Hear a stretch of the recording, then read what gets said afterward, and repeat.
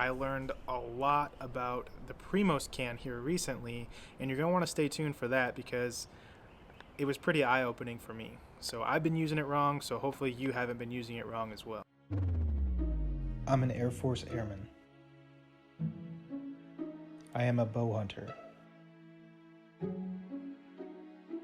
I am a fisherman. I am Mark of all trades.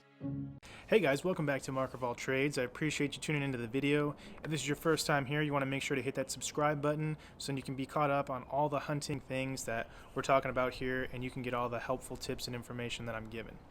So today, obviously, we're talking about deer calls. When we're talking about deer calling, it's all about timing. So when I say timing, I'm talking about the time of day that you're calling, the kind of year that you're at, even where you're at. So if you're out west, will that work? If you're out east in a tree stand, how will that work? So it's all about timing. So with a disclaimer to that, you could go to some areas and you call and a deer will be there on a beeline. They will come right to you. But then you could also go to some hunting areas and it just not be effective. It just depends on where you're at and how the deer are responding to your calls. Are you calling the right way? Are you calling too much? Maybe too little?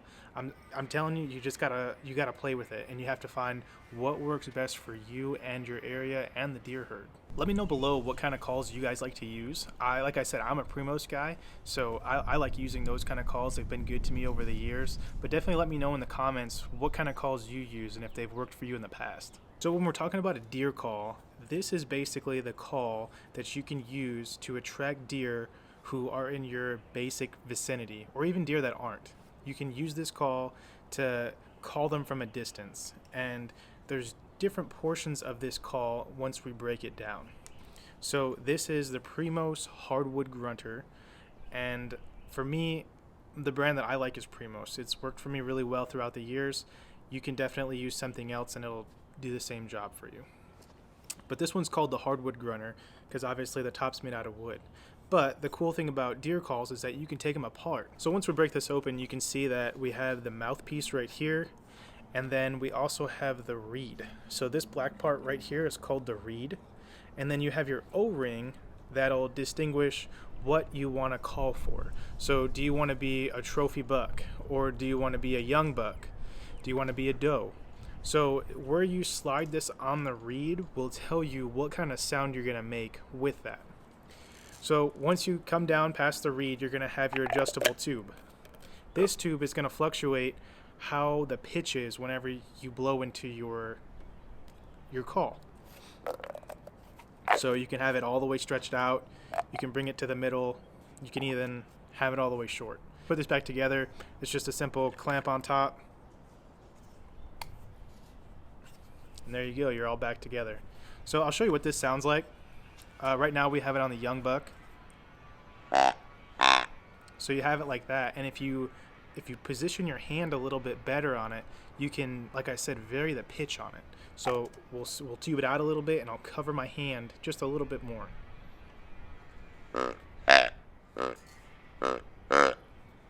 So you can see the different pitches that you can make, and with what I just did, it almost sounds like a buck, trying to look for a doe.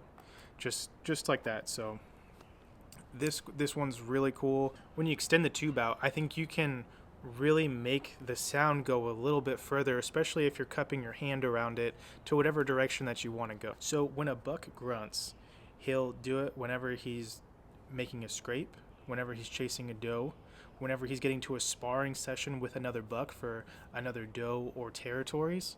He can basically grunt whenever he wants.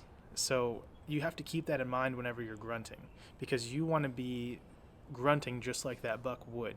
So obviously this isn't a real deer, and you have to make yourself sound like one. In the early season, when you're trying to use your grunt calls, it can really be effective with just a couple grunts. And in the early season, most bucks are in bachelor groups, and that's kind of what you want to target because they can become a little bit more patternable. And so if you're using this grunt call, you could call in another deer from a bachelor group to come over and see, hey, I've never heard this guy before. Let me go take a look. And in the early season, they are doing light sparring, before the rut. So if you're just making little calls, you're definitely going to get its attention, and this could work for the area that you're in. You just got to give it a try. So when you're using this, you can use a technique called blind calling. And blind calling is basically when you're looking around and you don't see any deer in the area and you're just trying to attract a deer to your area. It's called blind calling. And so when you're doing that, you just want to, you don't want to do it super loud, because then if you do have a deer close to you, it could alarm them. So it could be a deer that you don't see. And so you're just trying to bring the deer into the area, and it's called blind calling. And one way that's effective is you just using your hand and the tube and putting it different ways, so then the deer is kind of confused in where to go, because you don't want them to come straight to you. Because one of the things that a good mature buck or doe will do is they'll always come downwind of you, because that's what a smart deer does. A smart deer, for the most part, is not going to come upwind and just come and check you out. Maybe during the rut that'll happen, but you always want to be mindful of your downwind side. Most of the deer that I've seen in the woods have come from the downwind side. So when you're doing that and you're blind calling, this is what you want to do.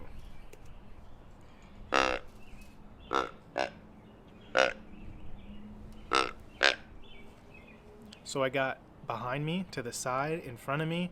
I'm calling in all this different area, so the deer at least has a general area of where I'm at, and he can come and find me. So that's the whole purpose of blind calling.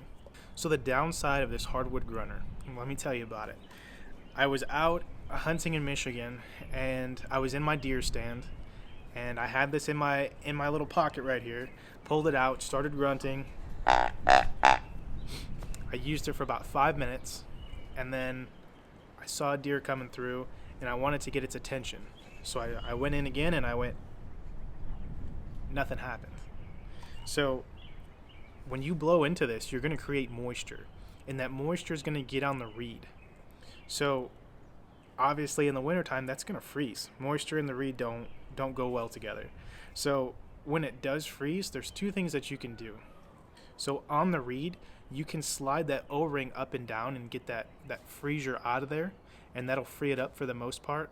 But the other cool thing that you can do with these calls is turn this around and you inhale instead of exhale into it.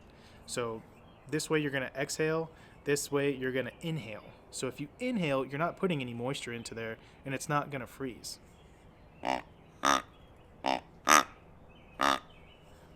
So that's just a quick little tip, and hopefully that helps you whenever you're hunting in those late December, January months. So moving on to the Primos Can. This has been a game changer when it comes to hunting. And I'm sure you've seen some of the guys whenever on the Primos shows, they'll just flip it over, and all of a sudden that deer that's 200 yards starts bolting in because they heard this. That sound that just made is called an estrus bleat. And so that bleat is basically a doe, a female deer, telling a buck, saying, hey, I'm in heat, and I'm ready for the rut. So that's what this is simulating. The controversial thing about this can that I've recently been reading up on is that it could be inaccurate. So when you see a buck out there or a deer and you try and do this, that long bleat call, that's what it is. It's a bleat. It's a doe bleating. That's an alarm signal. And so I didn't know that for the longest time, but you're alarming a deer. Hey, we need to get out of here. There's a couple people out there that are deer analysts and everything else like that have said you don't want to do that long bleat. This is not what you want. Instead, you want to do short little bursts.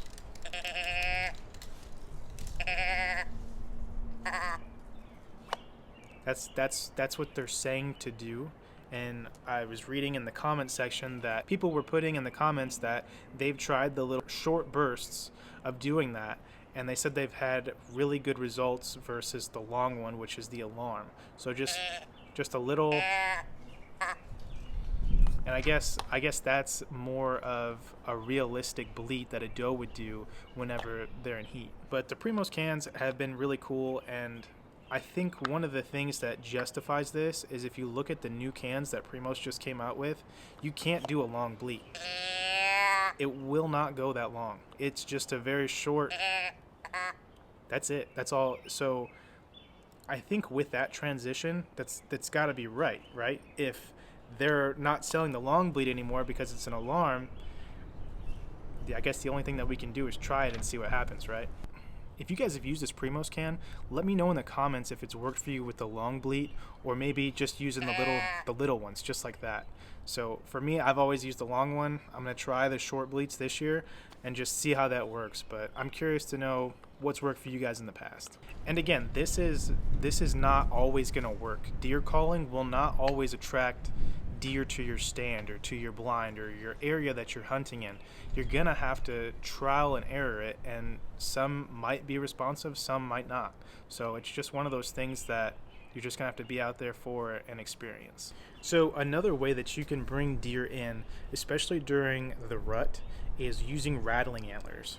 Rattling antlers are so good during the rut because most deer are fighting for territory, they're fighting for the does, and they're just trying to show their dominance. So if you do a simulated buck scene and you're fighting with antlers, that could be the best thing for you in the rut. One of the tips I want to give you is when you're doing those rattling sequences, you want to not always rattle all the time. When deer are naturally fighting, there's going to be some pauses and some excerpts. They're not always going to be rattling horns. They're going to be pushing back and forth, and they're going to be grunting, trying to exert their efforts. So you want to make sure that you're throwing in some grunts in between those rattling sequences, and you're rattling.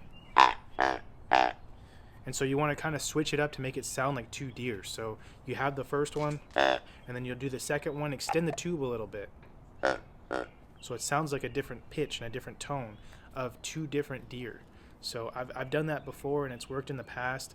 So this is just a little tip that maybe would help you when you're in the deer woods. And when you're talking about rattling antlers, you can use the ones from Cabela's, the pre-made plastic ones. Those sound good too. They have the bags that you can roll, and those have the same effect. It's a lot smaller. And I know that Primos makes the little xylophone thing that you can just scrape and it sounds almost like the same thing. So there's different avenues that you can use out there. And of course, the one that everyone's been using for the longest time is just old deer antlers that you've got laying around, or trophies from your past. You can just cling those around too, and those will work just as good as anything else. I'm trying to help you guys get all the information when it comes to deer calling. Maybe you've never heard of deer calling, and you're just clicking on this video just to get information. I hope that helped you.